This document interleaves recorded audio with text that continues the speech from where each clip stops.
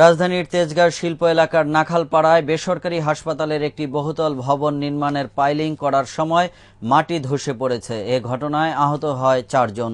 আশেপাশের ভবন ঝুঁকিপূর্ণ হওয়ায় ইতোমধ্যে সকল বাসিন্দাদের সরিয়ে নিয়েছে পুলিশ ও দমকল বাহিনীরা।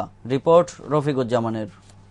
তেজগাঁও এলাকার নাখালপাড়ায় চ্যানেল আই ভবনের পশ্চিম পাশে ইম্পালস মেডিকেল কলেজ ও হাসপাতাল নামের একটি বহুতল ভবনে পাইলিংয়ের কাজ চলছিল গত ৬ মাস থেকে। শুক্রবার রাত ১৫:১২টার সময় হঠাৎ করে চারপাশের মাটি ধসে পাইলিংয়ের কাঠ মাটির নিচে চাপা পড়ে যায়। মধ্যরাতেই নির্মাণাধীন ভবনের শ্রমিকদের থাকার টিনশেড ঘরটিও পাইলিংয়ের জন্য খোঁড়া গর্তে পড়ে যায়। এরপর ভোর ৪টার দিকে ধসে পড়ে উত্তর পাশের আরও ৩টি টিনশেড ঘর ও রাস্তা। এতে আহত হয় ৪ জন শ্রমিক। গতকাল ১২টা বাজে ভাঙছে, তারপরে গতকালকে ৪টার দিকে বাড়িঘর আমাদের ৩-৪টা টিনশেড বাড়ি ভাঙছে।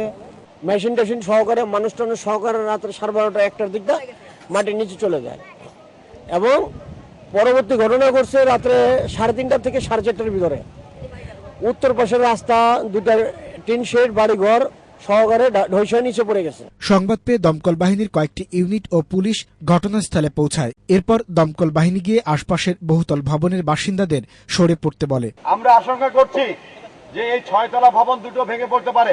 আপনারা দ্রুত এলাকা ত্যাগ করে নিরাপদ স্থানে যান। জীবন থেকে সম্পদের মূল্য কোনো অবস্থায় বেশি না। যে কোনো সময় এই ৫তলা দুইটা ভবন পড়ে যেতে পারে।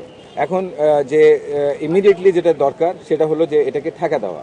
আইটিসিএল কে আপনারা আনতে পারছেন না কেন? আমরা যোগাযোগ করতেছি, এখন তারা আসবে। তাদেরকে বলেন যে ভয় না পাওয়ার জন্য মামলা যেটা হবে সেটা পরে দেখা যাবে, কিন্তু এখন যেটা হচ্ছে যে আরো এই দুইটা বিল্ডিং যদি ধসে পড়ে এখন তো সম্পূর্ণ ওদের সাথে আমাদের ডিটো হয়েছে, সেভাবে সবকিছু আইটিসিএল করবে। আইটিসিএল আমরা তো হলাম হসপিটালের ডাইরেক্টর, তাই আমরা হসপিটাল তাদের কাছে দিয়েছি। এখন তাদের দায়িত্বে যে আমাদের ডিজাইনার, তিনিও বাড়ির একজন বিখ্যাত একজন এই প্রজেক্টের। ঘটনাস্থলে উপস্থিত রাজুক চেয়ারম্যান সাংবাদিকদের বলেন, সয়েল টেস্ট ও পাইলিং এর ত্রুটির কারণে এই ঘটনা ঘটেছে। এজন্য ভবন মালিক, প্রকৌশলী ও নকশাবিদের বিরুদ্ধে মামলা হবে বলে জানান তিনি। এখানে আমি যে জিনিসটা দেখলাম সেই জিনিসটা হলো যে ফাইলটা ডিজাইন করেছে, ফাইলটা ফেল করেছে, সেই জন্য যিনি ডিজাইন করেছেন সেই ডিজাইনের ফল্ট বলেই প্রাথমিকভাবে বোঝা যাচ্ছে। আশপাশের এলাকায় সৃষ্ট ধস ঠেকাতে বালুর বস্তা ফেলা হচ্ছে। ধসের কারণে ঝুঁকিতে রয়েছে পাশের অনেক আবাসিক ভবন। এ ঘটনায় আতঙ্ক বিরাজ করছে এলাকাবাসীর মধ্যে। Rafiquzzaman, Islamic television, Dhaka. দর্শক, এবার একটি অন্যরকম খবর। এতদিন হলিউড চলচ্চিত্রে স্পাইডারম্যান দেখে আসলো, এবার বাস্তবেই দেখা গেল একজন স্পাইডারম্যানকে, যার নাম অ্যালেন রবার্ট, যিনি তুরস্কের ইস্তাম্বুলের সবচেয়ে বড় উঁচু ভবন বেয়ে উঠে রেকর্ড গড়েছেন। নতুন এই স্পাইডারম্যানের কথাই জানাচ্ছেন আফজাল হোসেন। এই ভবনটির উচ্চতা প্রায় ২৬১ মিটার এবং এর নির্মাণ কাজ মাত্রই শেষ হয়েছে। অ্যালেন রবার্ট, যার নেশাই হল উঁচু ভবন বেয়ে ওঠা, কিন্তু এরকম ভবন বেয়ে ওঠা তার এটাই প্রথম। রবার্ট বলেন, ভবনটি বেয়ে উঠতে শেষের দিকে বেশ বেগ পেতে হয়েছে তাকে, তারপরও সে কাজটি করতে পেরে বেশ আনন্দিত। বেয়ে উঠতে আমার মনে হয়েছে আমি আর পারবো না, তারপরও এটা আনন্দদায়ক ছিল। বিশ্বের ছোট বড় প্রায় ৮০টি ভবন তিনি ইতিমধ্যেই বেয়ে উঠেছেন।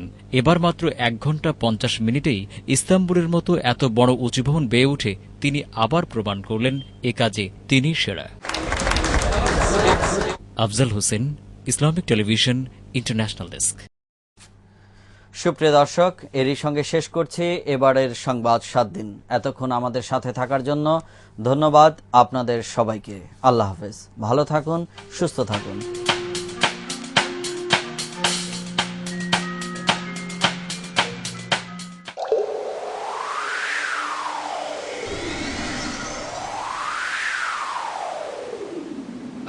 আল্লাহু আকবার, আল্লাহু আকবার। ইসলামিক টিভি, একটি সুন্দর পৃথিবীর জন্য।